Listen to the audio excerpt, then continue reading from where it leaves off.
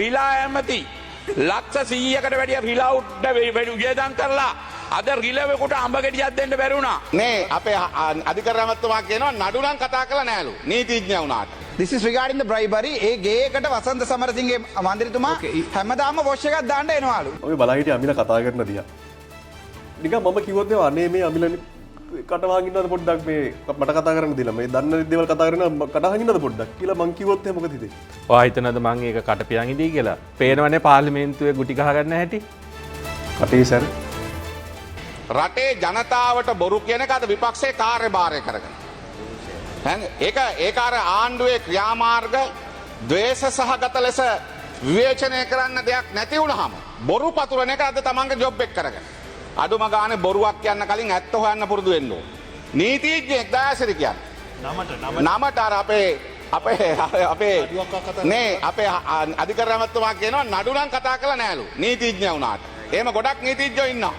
නීතිඥයෙක් වුණාට නඩුවක් කතා කරන්න ඕන. ආණ්ඩුවේ ඉන්න මේ MP කෙනෙක් ලෝය කෙනෙක් මේ ඔප්පුවේ ලියලා තියෙන්නේ අනුරාධපුර මැද ගේ එකක් ලක්ෂ 50ට මේක වටින්නේ ලක්ෂ 500ට ලක්ෂ 50ට ලියලා තියෙනවා. ඒ ගේකට අපේ වසන්ත Honorable member, this is irrelevant to the debate on No sir, this is regarding the bribery.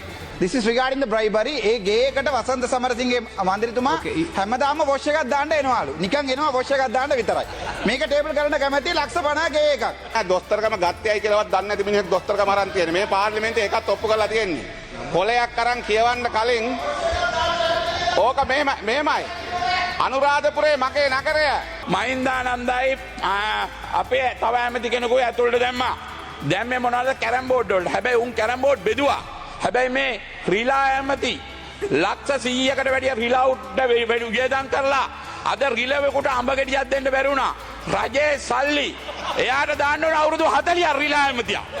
මොකද රිලා වෙනුවෙන් වියදම් අරුන් කැරම් බෝඩ් බෙදුවා. බෙදුවට උන්ට 20යි 25යි දුන්නා නම් මේ රිලා ඇමතිට දාන්න ඕන මේ සල්ලි වලින් කිසිම තාම ගාණක් පෙන්නුවෙත් නැහැ. රිලෙවෙකුට ආප්පයක් අරන් දුන්නෙත් නැහැ. රිලෙවෙකුට අඹ ගෙඩියක් අරන් දුන්නෙත් නැහැ. තාම මේකේ ප්‍රතිඵලයකුත් නැහැ. ඒ සල්ලි රජයේ සල්ලි.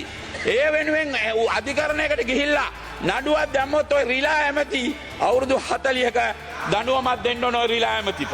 ඔන්න ඔය වගේ හරිම අලාකලංචියකට මුහුණ පාන්න වුණා පහුගිය දවසකදී ජාතික ජනබලවේගයේ අමාත්‍ය වසන්ත සමරසිංහට අනුරාධපුර පැත්තේ ලක්ෂ 50ක ඉඩමක් 500ක් ගැනත් කතා වෙනවා. ඔන්න ඔය විදිහට තමයි පාර්ලිමේන්තුවේදී මේ කාරණේ දිගෑරුනේ.